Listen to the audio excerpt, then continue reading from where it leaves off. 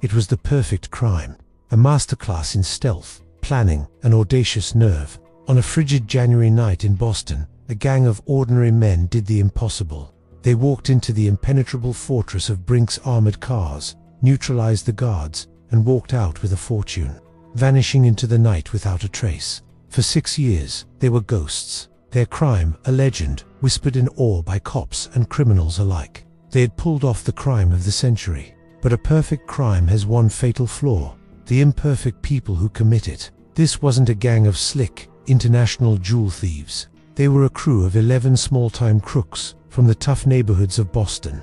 They were burglars, bookies, and career criminals, but none had ever attempted anything on this scale. The driving force behind the operation was a man named Anthony Fats Pino. Pino was a fish peddler by trade, but his real passion was crime, and for years he had one obsession: the hulking grey Brinks building on Prince Street. From his tenement window, Pino watched the armored cars come and go day after day. Like clockwork, he saw a fortress, yes, but he also saw patterns, routines, and weaknesses. He believed that with the right plan and the right crew, the impenetrable fortress could be cracked. He recruited a team of specialists: Joseph Specs O'Keefe, a tough-as-nails enforcer; Adolphe Jazz Maffei, a reliable associate; and 8 others, each with a specific role to play in the grand scheme. They weren't brilliant, but they were patient, and their patience would become their greatest weapon.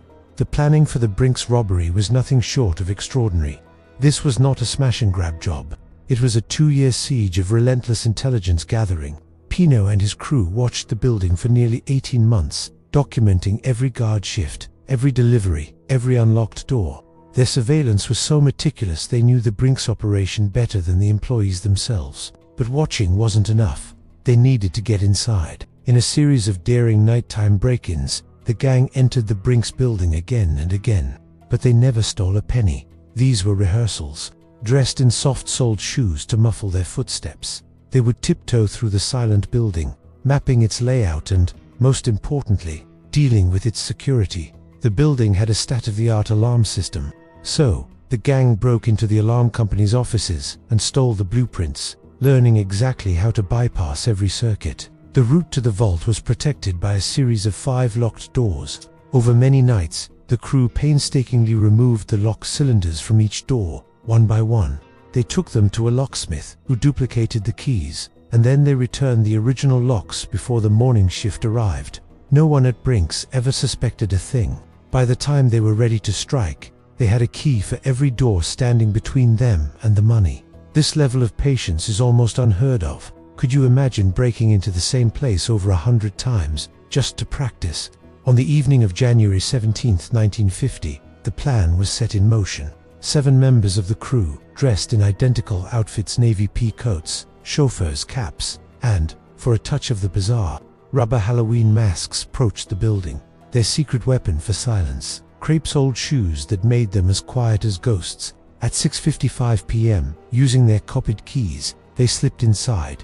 They moved with the quiet confidence of men who had walked these halls 100 times before. They silently made their way to the second-floor counting room, where 5 Brinks employees were tallying the day's collections. The employees looked up into the grotesque, smiling faces of the rubber masks and the barrels of 38 revolvers. There was no shouting, no chaos. The robbers moved with cold efficiency. "Get on the floor," one whispered. They bound and gagged the 5 employees, laying them face down, assuring them they wouldn't be harmed. Then, they went to work. For the next several minutes, the only sounds were the rustling of canvas bags and the heavy thud of cash being tossed inside. They emptied the vault of over $1.2 million in cash and another $1.5 million in checks and money orders. The total weight was over half a ton. By 7:30 p.m., they were gone. The entire robbery, from entry to exit, had taken less than 35 minutes. They had left behind almost no clues, just the rope and tape used to bind the employees and a single chauffeur escape. They had committed the largest robbery in American history and had simply vanished into the Boston night. The vanishing act and the ticking clock show a montage of newspaper headlines and photos of frustrated-looking FBI agents. The tone shifts to one of mystery and frustration. Narrator: the aftermath was chaos for law enforcement and a masterclass in evasion by the gang. The FBI, led by the legendary J. Edgar Hoover, threw everything they had at the case. The investigation was one of the largest in the Bureau's history. Thousands were interviewed, and every known hoodlum in Boston was hauled in for questioning. But they had nothing. The robbers had been too disciplined, no fingerprints, no witnesses who could identify them behind the masks. The getaway truck was found months later, but it had been cut to pieces with an acetylene torch, offering no leads. The gang had made a pact. They would not touch a single dollar of the main loot for 6 years, when the statute of limitations for theft would expire. They would live their normal, low-key lives, hiding in plain sight. For years, the FBI was stumped. They had suspects, they had theories, but they had no proof. As the years ticked by, 135 it looked more and more like the gang would actually get away with it. The perfect crime was on the verge of becoming a permanent victory. The only thing standing between them and freedom was time. But could they stand each other? The perfect crime was ultimately undone by the most common of criminal failings: greed and paranoia.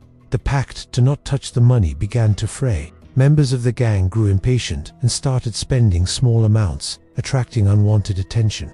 The real catalyst for the downfall, however, was Joseph Specs O'Keefe. While serving time for an unrelated crime, O'Keefe entrusted his share of the loot to another gang member. When he got out, he found his cut had been mismanaged. Feeling cheated and disrespected, he started making noise, demanding his money and threatening to talk. The gang's leader, Tony Pino, saw him as a liability that needed to be eliminated. Pino hired a hitman to silence O'Keefe permanently.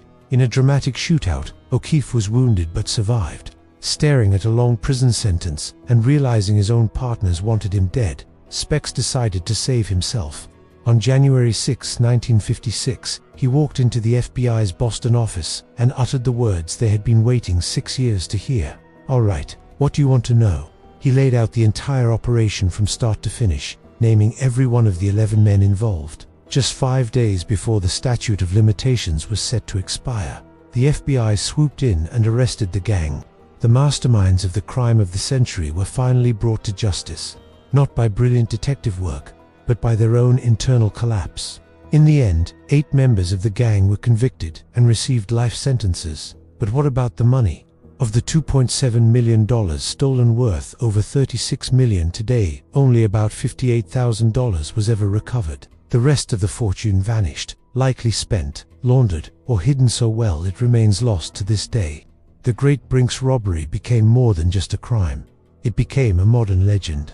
It set the template for the classic Hollywood heist film, proving that a real-life story could be more thrilling than anything a screenwriter could invent. It was a story of incredible patience, meticulous planning, and ultimately, a bitter lesson in human nature. They proved that stealing millions is possible, but the hardest part is getting away with it, especially from each other. The gang spent 2 years planning the perfect crime, only to have it all fall apart because they couldn't trust one another. What do you think is the fatal flaw in any perfect plan? Let us know in the comments below.